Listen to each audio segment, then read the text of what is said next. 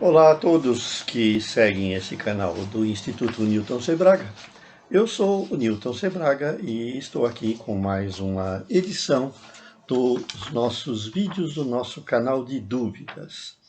Nesse canal eu respondo às dúvidas que são enviadas pelos nossos seguidores através de todos os meios que nós damos lá no nosso site, como por exemplo, através dos nossos vídeos, dos nossos canais do YouTube, através de nosso e-mail e outros meios que vocês tiverem e puderem enviar para nós. Essas dúvidas, muitas vezes, elas vão fazer parte da nossa sessão de dúvidas, em que você tem centenas delas lá disponíveis com explicações por escrito, que pode ser interessante se você deseja, às vezes, aproveitar o texto num trabalho ou em coisa semelhante. No nosso canal nós temos dúvidas não apenas ligadas à tecnologia eletrônica, mas a outras tecnologias também. No nosso vídeo de hoje, nós vamos falar das dúvidas que nos enviam referente às fórmulas matemáticas que podem ser usadas em eletrônica. Assim, nós temos uma primeira dúvida que aparece com o número 430 lá na nossa seção de dúvidas, de um seguidor que diz o seguinte: gostaria de saber qual é a fórmula que se utiliza para se alterar os componentes de um amplificador de modo a se mudar a sua potência. Não é uma fórmula. Um amplificador consiste num conjunto de componentes que funcionam de maneira harmoniosa num circuito. Cada um deles tem a sua característica. Então, quando o engenheiro ou o projetista faz esse projeto desse amplificador, ele utiliza não apenas uma fórmula, mas procedimentos que utilizam diversas fórmulas. E esses procedimentos, eles levam em conta as características dos componentes. Assim, não basta você reaplicar a fórmula mudando o resultado que você quer, a potência final. Você precisa de muito mais, porque senão não funciona. Você não vai ter um amplificador com os mesmos componentes, tendo maior potência, trocando, por exemplo, apenas um transistor, apenas um resistor ou apenas uns componentes. Você vai ter que fazer um novo projeto. É por isso que a eletrônica não é tão simples assim. Basta você saber a função dos componentes, ligar um no outro e você já tem lá no final aquilo que você quer. Tem um amplificador de tantos watts, tem um transmissor, tem um oscilador. Não é bem assim. Existem procedimentos que o engenheiro, ou o técnico, ou o maker precisam saber para associar as características dos componentes a um projeto que vai determinar o que esse projeto vai fazer. Isso pode ser ver na nossa segunda dúvida, a de número 399, de um seguidor que fala o seguinte: gostaria de receber a fórmula para se calcular um circuito amplificador que forneça uma potência de 1000 watts, num alto-falante sem distorção. Também cai no caso anterior. Não é uma fórmula, é um procedimento. Você quer 1000 watts de potência num alto-falante. Então você fixa isso como objetivo do seu projeto. E aí você vai verificar nos procedimentos que levam a esse amplificador quais são as características dos componentes que devem ser utilizados.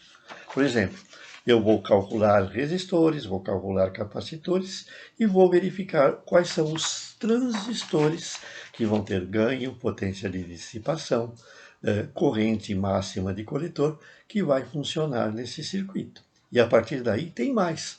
Eu tenho ainda que projetar a fonte de alimentação. Tenho que fixar outros parâmetros, como, por exemplo, a tensão usada na alimentação. Temos dois tipos de praticante da eletrônica. Nós temos aquele que é o projetista, o engenheiro e o técnico, que sabe manusear a matemática, que sabe utilizar as fórmulas e os procedimentos para projeto. Então, é lógico, esse é o projetista avançado. Mas também existe a possibilidade de você projetar e praticar a eletrônica no que a gente chama de uma forma experimental ou empírica. Você pode procurar na internet ou na literatura técnica circuitos prontos. E aí basta você encontrar um circuito que atenda às suas necessidades e montá-lo.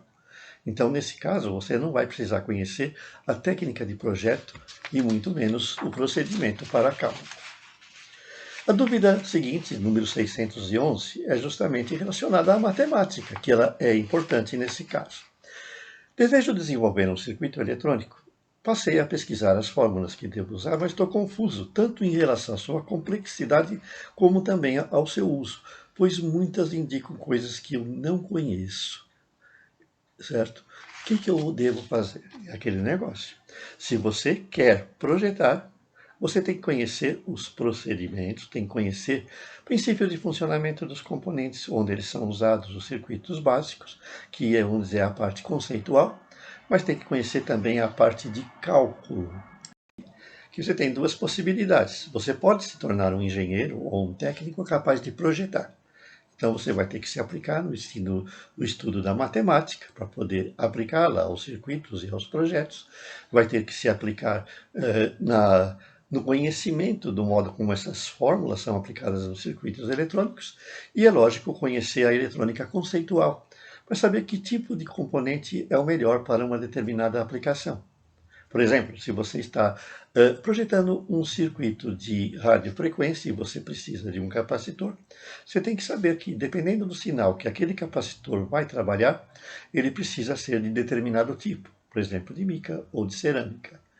Se você vai trabalhar, por exemplo, com um sinal num sistema que vai retificar um sinal de alta frequência, você sabe que um diodo retificador comum de silício não serve. Talvez tenha que usar um diodo de sinal ou um diodo, por exemplo, de outro tipo, um diodo Schottky ou um diodo de silicato de carbono, por exemplo. Então vejam que tudo isso faz com que a eletrônica seja uma ciência bastante complexa, no sentido de você querer fazer as coisas tudo você sozinho, do projeto até a etapa final. Você pode partir de coisas prontas. Existem muitos fabricantes, por exemplo, que fornecem as chamadas placas de desenvolvimento. Então, o circuito que ele te oferece, um amplificador de determinada potência, ele já vem pronto. Então, você não precisa fazer muito. Apenas testa o circuito e aplica a sua finalidade. E aí fica mais fácil, porque você elimina etapas de seu projeto. Veja que hoje em dia, com o uso dos microcontroladores, com o uso dos shields, com a disponibilidade de placas de desenvolvimento em diversas áreas, muitas das etapas de projetos elas podem ser saltadas. Elas podem ser eliminadas, facilitando o projetista, que não vai ter que calcular muita coisa, ele vai direto à aplicação. Isso é bom porque nós temos a possibilidade de desenvolvimento de projetos complexos, mesmo sem conhecer profundamente a matemática, a parte de projeto, a parte mais avançada do desenvolvimento e aplicação de fórmulas, porque a gente já tem isso feito pelo fabricante. Voltaremos oportunamente com novas dúvidas na nossa sessão.